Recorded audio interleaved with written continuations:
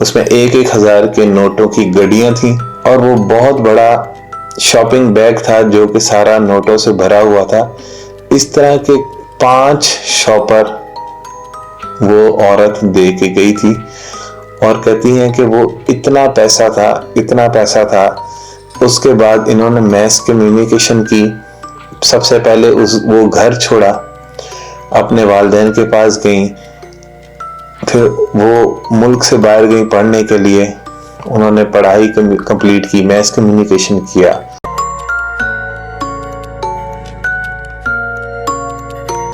अस्सलाम वालेकुम नाज़रीन, मैं हूं शनावर और जिन सीरीज एपिसोड 6 में वेलकम करता हूं आप सबको। आज मैं बहुत ही एक अजीब व गरीब स्टोरी आपके सामने लेके आया हूं जो कि बिन्ते अरूज ने हमें ये सेंड की है स्टोरी। बिन्ते अरूज कहती हैं कि उनकी शादी हुई 2007 में और उनकी एक बहुत ही पसमानदा इलाके में शादी होगी जिसको हम गांव या देहात कहते हैं। ये खुद मैस कम्युनिकेशन करना चाहती थी और इनका थोड़ा सा मीडिया की तरफ इंटरेस्ट था ज़्यादा।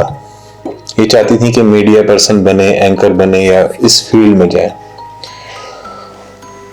इनकी जिससे शादी हुई और वो कुछ खास पढ़े लिखे नहीं थे शख्स, तो इनकी शादी हो गई और ये गांव में चली गई। रहने वाली ये कहाँ की हैं ये तो इन्होंने बताया नहीं, लेकिन ये कहती हैं कि हम एक छोटे शहर से गांव में शिफ्ट हो गए शादी के बाद। तो हुआ कुछ यूं कि शादी के फौरन बाद ही इनके जो हस्बैंड थे वो चले गए सऊदी अरब कमाई की कर से और मजदूरी के लिए चले गए वहां पे। इनको शादी के 1 महीने बाद ही अकेला छोड़ गए। अब ये जिस तरह के आम घरों में होता है कि बीवियां घर संभालती हैं और अपने ससुराल की खिदमत करती हैं और मियाँ बाहर चले जाते हैं कमाने के लिए, तो इनके घर में इनके साथ सिर्फ इनकी सास ही रहती थी और ये खुद अकेली थी। 2 शख्स ही थे बस, ये खुद और सास। इनके मियाँ चले गए बाहर कमाने के लिए। शुरू में तो फोन पे बात होती थी, उसके बाद फिर फोन आना भी कम हो गए। स्काइप, व्हाट्सएप वगैरह सब आस्ता आस्ता ख़त्म हो गया। और जब ये मुतालबा करती थी कि आप हमारे साथ कोई राब्ता नहीं रखते, तो इनके हस्बैंड कहते थे कि मैं बहुत बिजी हूँ, मैं कमाई में हूँ, ओवर टाइम लगा रहा हूँ, इस तरह की बातें। और कुछ उधार हमने उतारने हैं, वो उसके लिए मुझे बहुत मेहनत करनी है। ये करते करते ये अपनी सास की खिदमत करती रहीं और इनकी जो वालदा का घर था, अपना जो मैका था, वो भी दूर था, तो इसलिए वो कम ही जाती थी। और ये कहती हैं कि अगर मैं चली भी जाऊं अपने मैके में तो मैं अपनी वालदा और वालिद साहब से क्या कहूं कि मैं किस मुश्किल घड़ी में हूं। इनकी शादी को तकरीबन 1 साल गुजर गया और इनके मियाँ ने वादा किया कि मैं साल पूरा होने पे 1 साल की छुट्टी पे आऊंगा, वापस पाकिस्तान आऊंगा। और इन्होंने काफ़ी ख्वाहिशात बना ली, काफ़ी इन्होंने ख्वाब बसा लिए कि वो मेरा मियाँ आएगा तो मैं उसके साथ इधर जाऊंगी और इधर घूमने हम फिरने जाएंगे, ये करेंगे, जिस तरह एक लड़कियों के ख्वाब होते हैं। बहरहाल इनके मियाँ की कॉल आती है और वो कहती हैं कि मैं इस साल तो छुट्टी पे नहीं आ सकता, तो अगले साल आएंगे, बहुत से भी काम करने वाले हैं। इतना कह के फोन बंद कर देते हैं। अब ये रोती हैं और अपनी सास से भी गिला करती हैं। उनकी सास कहती हैं कि वो तुम्हारे लिए गया है, वो तो अपने लिए थोड़ी गया, परदेश काट रहा है, तुम मतलब कि इसको ही बुरा भला कहना शुरू कर दिया। कहती हैं कि किचन में काम कर रही थी और मैं अकेले रह रह के पागल हो गई। कोई मुझे बात करने वाला नहीं मेरे साथ, कोई मेरी बात सुनने वाला नहीं।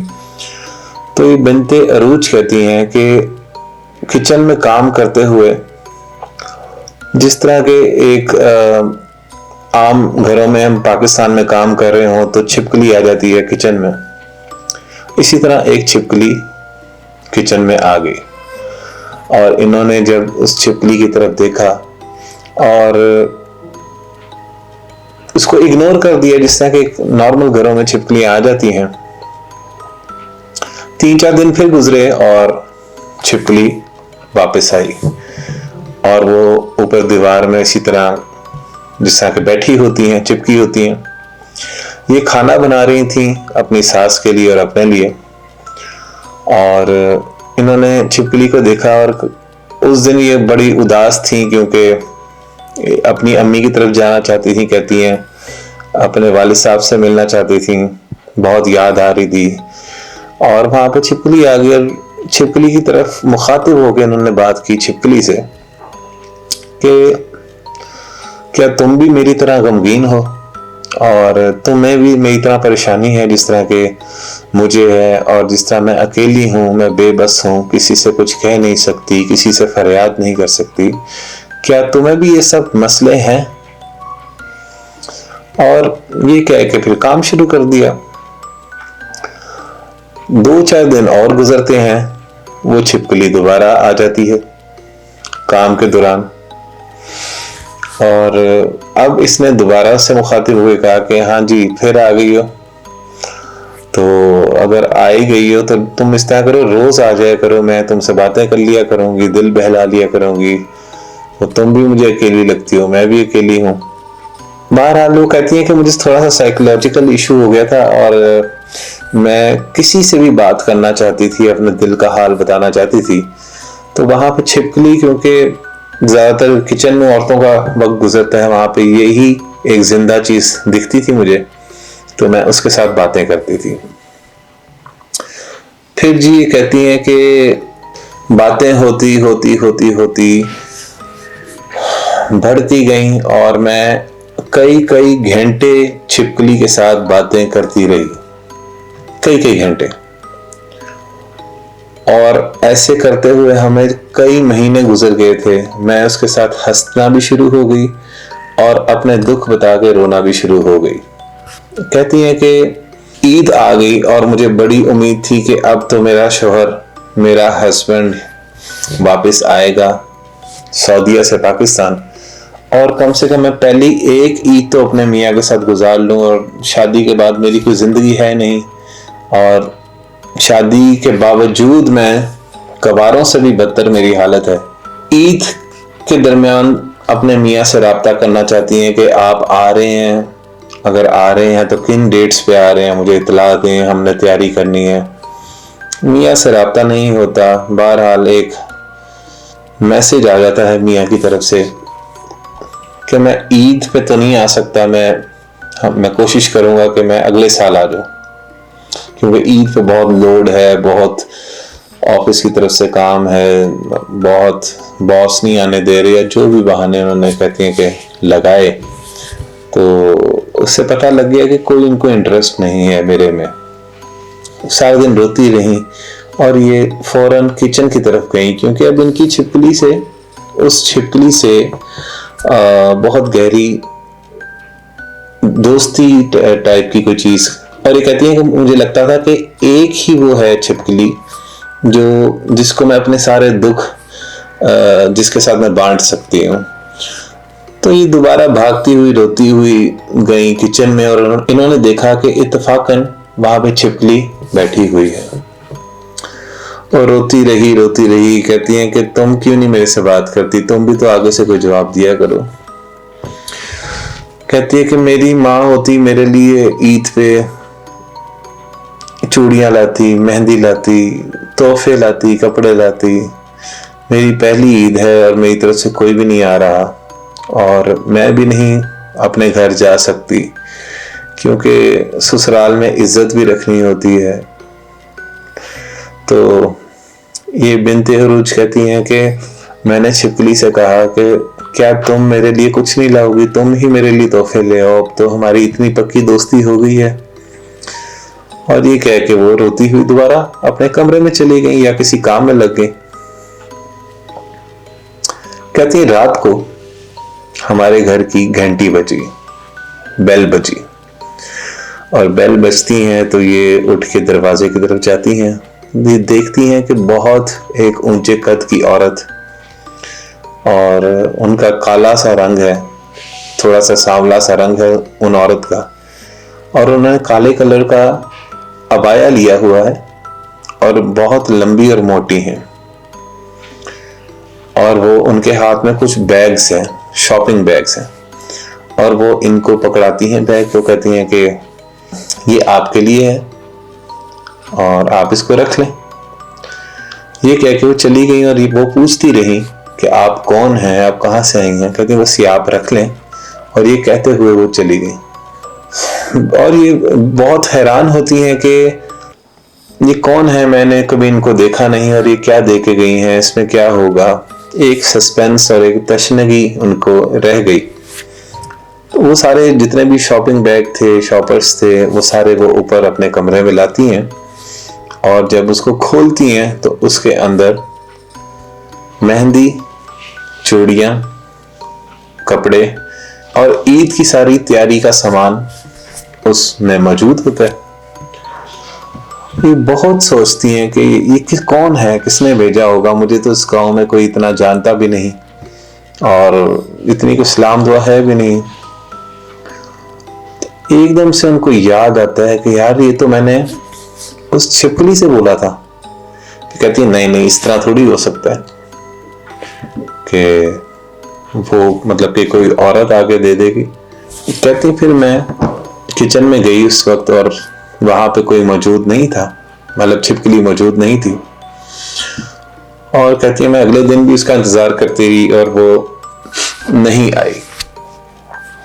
दूसरे दिन जाके वो छिपकली आ जाती है किचन में, और ये बिन्ते अरूज उनसे मुखातिब होके कहती है कि मैं तुम्हारा कितने दिनों से इंतजार कर रही थी, तुम क्यों नहीं आई, और मुझे बताओ कि ये सच सच बताओ कि तुमने ही मुझे तोहफे दिए हैं। आगे से कोई रिस्पॉन्स नहीं आता। फिर कहती है कि बहरहाल अगर तुमने दिए हैं तो बहुत अच्छे दिए हैं, बहुत शुक्रिया, अगर मेरी तो ईद बहुत अच्छी हो गई है, तुम मेरी पक्की सहेली हो ना पक्की सहेली। आगे से चुप होती है। बिन्ते अरूज कहती है कि अगर तुम मेरी पक्की सहेली हो तो अभी के अभी यहां से चली जाओ, निशानी के तौर पे, मुझे पता चल जाएगा कि तुमने भी मेरी बात समझ ली है। इतने कहने की बात थी और छिपकली मुड़ी और बाहर की तरफ चली गई। तो ये कहती है मुझे दूसरा धचका लगा कि ये क्या चक्कर है, इसका मतलब है वो मेरी बात सुन रही है। फिर अपने आप को झटका और कहा कि ऐसा तो नहीं हो सकता, जाहिर है।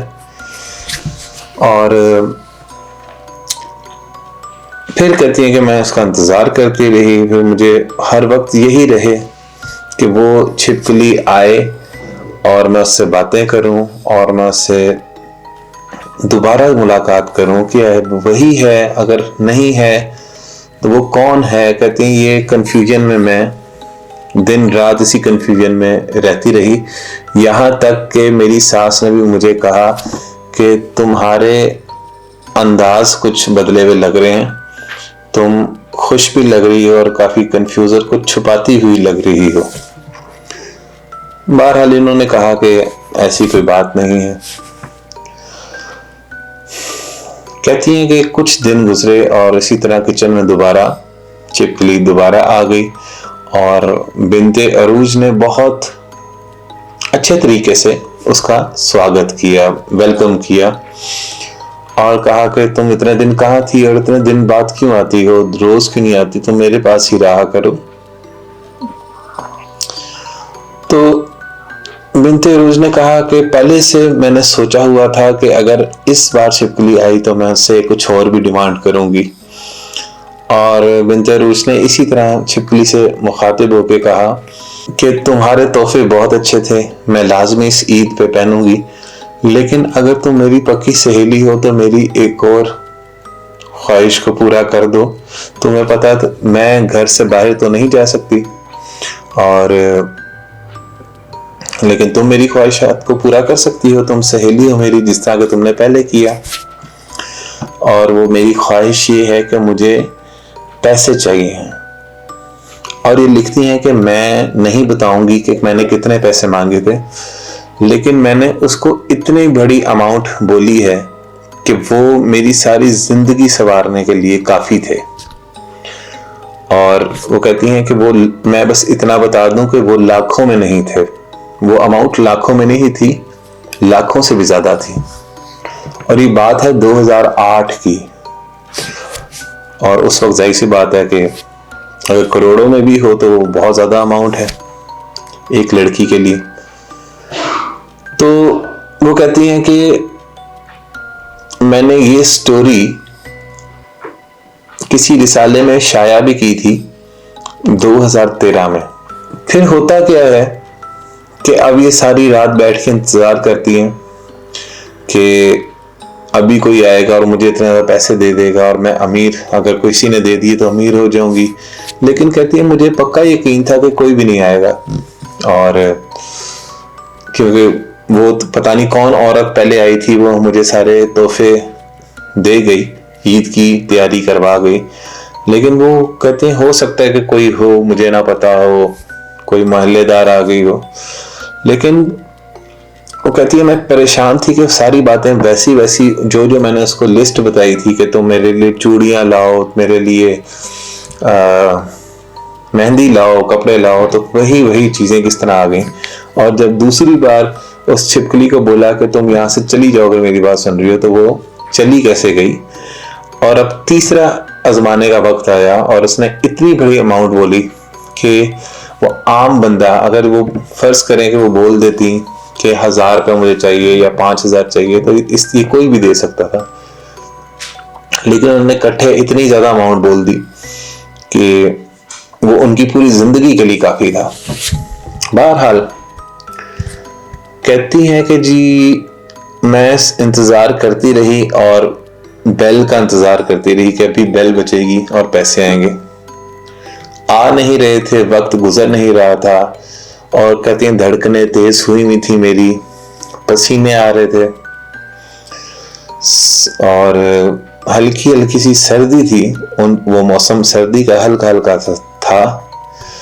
और कहते हैं कि एकदम बेल बज गई। बेल बजती है तो फौरन जाके जब दरवाजा खोलती हैं तो वही औरत दोबारा से मौजूद होती है सामने खड़ी हुई, और उसको देख के मुस्कुरा रही होती है। और ये कहती है कि आप वही है ना जिन्होंने पहले मुझे तोहफे दिए थे। बिन्ते अरूज ने पूछा उस औरत से। वो कहती है हाँ मैं वही हूँ, और तोहफे लेके आई हूँ। तो ये कहती है कि मैंने उनसे इसरार किया कि आप इधर ही रुके, आप यहाँ से जाए ना, मैं आपके सामने तोहफा खोलूंगी, इसमें क्या है और आप कहाँ से आई हैं। तो उन्होंने कहा कि तुम जानती तो मैं कहाँ से आई हूँ, क्या तुम नहीं जानती। तो बिन्ते अरूज डर गई एकदम से। कहती है मेरा एकदम जो हलक है ना, वहां पे दिल ऐसे लग रहा था कि हलक की तरफ दिल आ गया और जोर जोर से धड़क रहा है। इन्होंने कहा कि नहीं, बिन्ते अरूज ने कहा कि मैं नहीं जानती आपको कि आप कौन हैं। तो आगे से वो औरत मुस्कुराई, कहा कि किस तरह नहीं जानती, तुम तो सारा दिन मेरे से बातें करती रहती हो और अभी भी नहीं जानती, और तुम तो मेरी बड़ी अच्छी सहेली हो। बिन्ते अरूज कहती हैं कि मैं अपने सांस काबू नहीं कर पा रही थी उसकी बात सुन के, और मुझे यकीन नहीं आ रहा था ये हो क्या रहा है मेरे साथ, और डर भी था, खौफ भी था और सब हैरत भी थी। कहती है मैंने बड़ी मुश्किल से अपने आप को बैलेंस किया हुआ था गिरने से। मुझे लग रहा था मैं अभी चक्कर आएंगे और मैं गिर जाऊंगी या बेहोश हो जाऊंगी। तो ये बिन्ते अरूज कहती हैं कि मैंने उस औरत से कहा कि आप ऊपर क्यों नहीं आती मेरे साथ। बिन्ते अरूज ने कहा कि आप सच सच बताएं आप कौन हैं, और प्लीज ऐसा मत कहिएगा कि आप वही हैं जिसके बारे में मैं सोच रही हूं। आगे से उन औरत ने कहा कि तुम जिस बारे में सोच रही हो मैं वही हूं, और मैं तुम्हारी सबसे पक्की सहेली हूं, और जिस चीज की तुमने डिमांड की थी कि मैं तुम्हें इतने पैसे दूं कि तुम्हारी जिंदगी संवर जाए और इस अजाब से निकल जाए उस घर से, तो मैं तुम्हारे लिए वो सब कुछ ले आई हूं। तो उस औरत ने इतना बोला और गायब हो गई। कहती है कि एकदम से मुझे लगा कि मैं अकेली यहाँ पे खड़ी हुई और कोई भी नहीं है, रात के वक्त है, और बहुत ज्यादा डर का गलबा मेरे ऊपर आ गया और मेरे से ऊपर वापस घर की तरफ जाना मुश्किल हो गया, कमरे की तरफ। कहते हैं वो बैग पकड़ के मैं बड़ी मुश्किल से ऊपर भागी और जल्दी से कमरा बंद कर दिया। और कहती है मैं कभी पानी की पी रही हूँ, कभी मैं वॉशरूम जा रही हूँ और डर रही हूँ अकेली कि क्या हो रहा है। और कहती है कि मैं बाहर जब वो बैग खोल रही थी, जो मेरे अंदर वो बैग था, कहती है वो शॉपिंग बैग था और उस पे खाकी कलर का, ब्राउन कलर का लिफाफा था। उस लिफाफे के अंदर कुछ था। अब वो क्या था, अब उसको ये खोल रही हैं और दिल चाह रहा है कि ये हकीकत हो, लेकिन उनको यकीन नहीं हो रहा कि ये हकीकत हो सकती है। बहरहाल उन्होंने वो जब लिफाफा खोला, बिन्ते अरूज साहिबा कहती हैं उसमें 1,000 के नोटों की गड्डियां थी और वो बहुत बड़ा शॉपिंग बैग था जो कि सारा नोटों से भरा हुआ था। इस तरह के 5 शॉपर वो औरत दे के गई थी और कहती हैं कि वो इतना पैसा था। उसके बाद इन्होंने मैस कम्युनिकेशन की।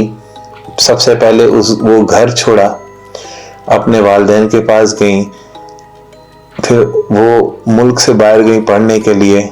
उन्होंने पढ़ाई कंप्लीट की, मैस कम्युनिकेशन किया और वो मीडिया की बहुत अहम शख्सियत इस वक्त बन चुकी हैं और उनका काम लोग देखते हैं। असली नाम तो वो नहीं बताएंगी, बिन्ते अरूज ही बताया है उन्होंने। असली नाम मुझे भी मना किया है उन्होंने बताने से, लेकिन ये उन्होंने स्टोरीज बताई है।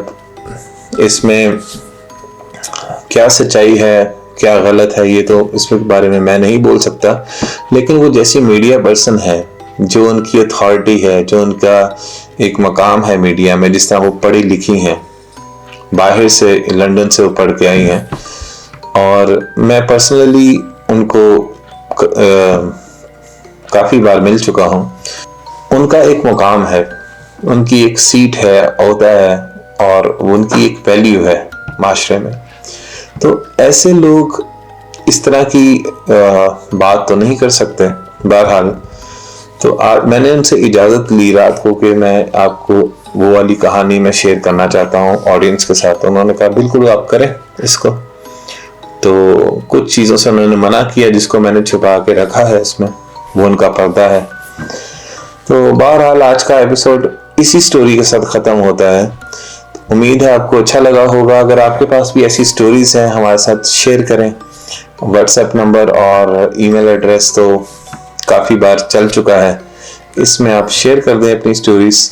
और अगर कोई लाइव यहाँ पे आके अपनी स्टोरी सुनाना चाहता है, जैसे कि अवैस और उनके वालिद साहब आए थे एपिसोड 5 में, तो अगर आप आना चाहते हैं तो आप भी यहाँ पे आ सकते हैं, अपनी स्टोरी सुना सकते हैं। और इसी के साथ मुझे दीजिए इजाज़त। अस्सलाम वालेकुम।